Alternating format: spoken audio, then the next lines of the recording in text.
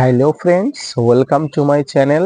দেশ এবং দেশের বাইরে থেকে যারা আজকে আমার ভিডিওটি কন্টিনিউ করেছেন প্রত্যেককে gardener TRIPS with Kamal YouTube চ্যানেলে স্বাগতম। তো ফ্রেন্ডস, আজকে আমার ভিডিওর আলোচ্য বিষয় কি হবে সেটি অবশ্যই ভিডিওর থাম্বনেল দেখে বুঝতে পারছেন। ফ্রেন্ডস, আজকে আমার ভিডিওর আলোচনা বিষয় হবে আম গাছের মুকুল আসার পরে কি কি পরিচর্যা আপনারা করবেন। এই সময় আপনারা অধিক উত্তেজিত হয়ে পড়েন, আবেগ হয়ে পড়েন, আবেগের বশবর্তী হয়ে আপনারা উল্টোপাল্টা পরিচর্যা করে বসেন এবং আপনাদের মুকুল থেকে গুটিগুলো কালো হয়ে ঝরে পড়ে। তো ফ্রেন্ডস, সম্পূর্ণ তথ্য নিয়ে আজকের ভিডিওটি থাকছে, পুঙ্খানুপুঙ্খ তথ্য। ভিডিওটি না স্কিপ করে কন্টিনিউ করবেন, তাহলে ছাদ বাগানে আমের মুকুল থেকে গুটি কালো হয়ে ঝরে পড়ার সমস্যা আপনারা আজকের ভিডিও দেখলেই চিরতরে বন্ধ করতে পারবেন। তো আপনারা দেখছেন আপনাদের প্রিয় YouTube channel gardener TRIPS with Kamal. Friends, আমের মুকুল আসলে আমাদের চিন্তার শেষ থাকে না। এই সময় কিভাবে মুকুল থেকে গুটি ধরাবেন, এই সময় কি কি করবেন, কি কি পরিচর্যা করতে পারবেন না, কি কি স্প্রে করবেন এবং কি কি করতে পারবেন না, এই সম্পর্কে আমাদের একটা সঠিক ধারণা থাকা দরকার। এই সময় জানতে হবে কিভাবে ছত্রাক দমন করবেন, কীটনাশক কতটা এবং কি পরিমাণ দেবেন, কি কি অনুখাদ্য দেবেন এবং পাশাপাশি জলের ব্যবস্থাপনা কিভাবে করবেন। গাছে মুকুল আসা শুরু হলে ছত্রাকনাশক এবং কীটনাশক স্প্রে করতে হয়। দ্বিতীয়বার স্প্রে করতে হয় মুকুল আসলে, তবে মুকুলগুলো ফুটে গেলে আর স্প্রে করা যাবে না। তো ফ্রেন্ডস, দেখুন এখানে এই মুকুলগুলো অলরেডি মুকুল থেকে গুটি ধরে গেছে এবং অবাঞ্ছিত গুটি ধীরে ধীরে শুকিয়ে পড়ে যাবে। যেগুলো গুটি ধরার অবশ্যই ধরে গেছে, বাকি গুটিগুলো মুকুলগুলো এইভাবে শুকিয়ে পড়ে যাবে, এটা প্রাকৃতিক। ফ্রেন্ডস, তৃতীয়বার গাছে আবার স্প্রে করতে হবে। আমগুলো, এই যে আমগুলো ধরেছে, এই আমগুলো যখন মটর দানার মতো হয়ে যাবে, এই মটর দানার মতো হয়ে গেলে আপনাকে তৃতীয়বার গাছে স্প্রে করতে হবে। মুকুলগুলোতে সাধারণত হপার পোকা, চুসি পোকা নামক এবং অন্যান্য অ্যানথ্রাকনোস নামক বিভিন্ন ধরনের পোকার আক্রমণ ঘটে এবং মুকুলগুলো কালো হয়ে যায়। এই ধরনের আক্রমণ থেকে গাছকে রক্ষার জন্য ছত্রাকনাশক হিসাবে ম্যানকোজেব এবং কার্বনডাজিম গ্রুপের যে কোনো ধরনের কীটনাশক আপনাকে ছত্রাকনাশক আপনাকে গাছে স্প্রে করতে হবে। এর সঙ্গে সঙ্গে কীটনাশকও গাছে দিতে হবে। কীটনাশকের ক্ষেত্রে ইমিডাক্লোপিড গ্রুপের যে কোনো ধরনের কীটনাশক বা সাইপারমেট্রিন গ্রুপের যে কোনো ধরনের কীটনাশক আপনাকে দিতে হবে। সাইপারমেট্রিন গ্রুপের কীটনাশকের মধ্যে আপনি যদি ব্যবহার করেন প্রোপেক্স সুপার ব্যবহার করতে পারেন, এবং ফাঙ্গিসাইডের মধ্যে যেটি আপনি ব্যবহার করলে সব থেকে বেস্ট ভালো কাজ হবে সেটি হচ্ছে সাব ফাঙ্গিসাইড।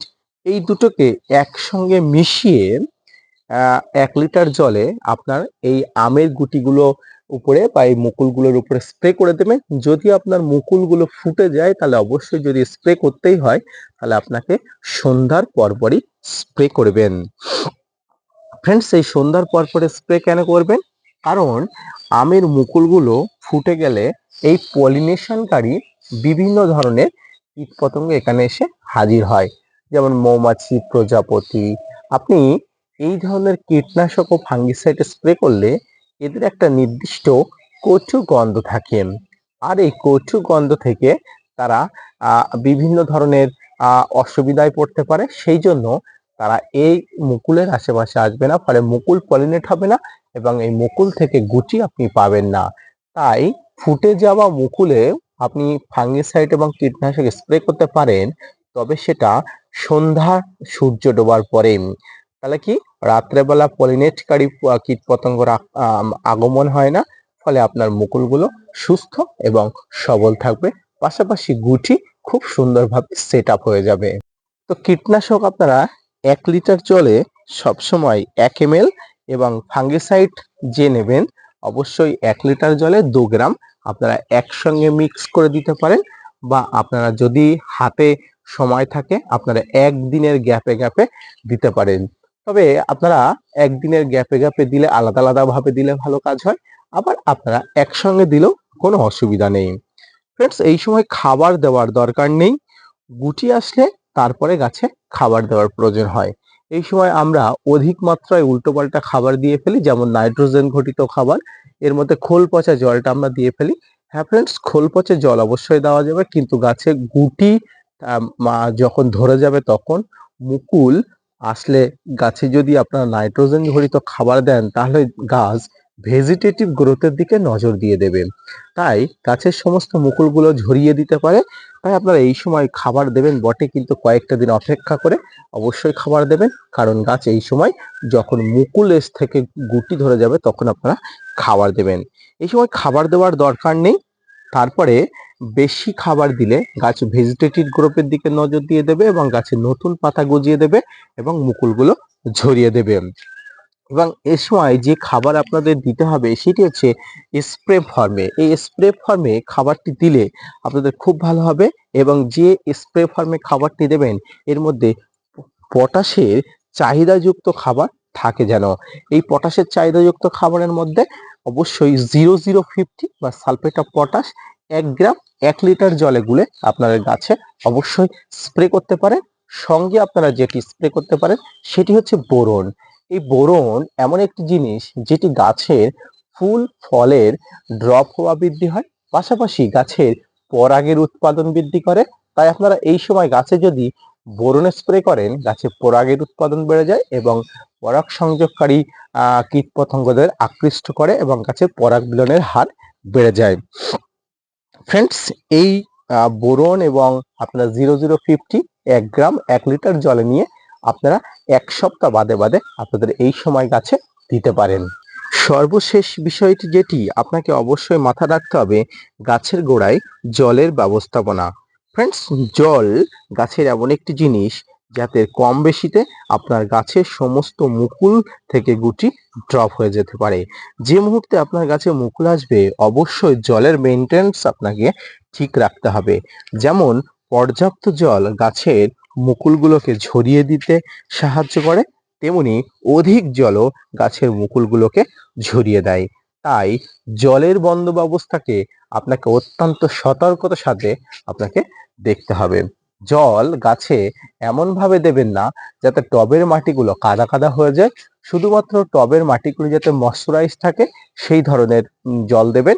যদি আপনি পুরোপুরি অনেক জল না দিয়ে আপনি সকালের টাইমে অল্প জল দিলেন, বিকালের টাইমে অল্প জল দিলেন, তাতে আপনার জলের কন্ট্রোল থাকবে এবং মুকুলগুলো বা গুটিগুলো ঝরে পড়বে না। তো ফ্রেন্ডস, আজকের এই ভিডিওটি যদি ভালো লেগে থাকে এবং আজকের এই ভিডিওটি যদি আপনার কাছে ইনফরমেটিভ বলে মনে হয়, তাহলে অবশ্যই আমার চ্যানেলটি সাবস্ক্রাইব করে পাশে থাকবেন। পাশাপাশি আম গাছের পরিচর্যা সম্পর্কিত এই ধরনের ভিডিও দেখতে আমার চ্যানেলটি লাইক করবেন, শেয়ার করবেন, সাবস্ক্রাইব করবেন। আপনাদের জন্য প্রচুর ভিডিও আমি করে রেখেছি, আপনারা অবশ্যই চ্যানেলের প্লেলিস্ট চেক করুন, অবশ্যই পেয়ে যাবেন। তো আম গাছের পরিচর্যা সম্পর্কিত আজকের এই ভিডিওটি কেমন লাগলো অবশ্যই কমেন্টস করে জানাবেন। পাশাপাশি এই ধরনের আপনাদের আম গাছে পরিচর্যা করতে যদি কোনো অসুবিধা হয়ে থাকে অবশ্যই কমেন্টস করে জানাবেন। আমি যথাসাধ্য আপনাদের কমেন্টসের উত্তর দিতে দেব এবং আপনাদের সমস্ত সমস্যার সমাধান করে দিতে বাধ্য হব। আজকের ভিডিওটি দেখার জন্য অসংখ্য ধন্যবাদ। ফিরে আসছি নতুন কোনো ভিডিও নিয়ে, ততক্ষণ সঙ্গে থাকবেন। ধন্যবাদ।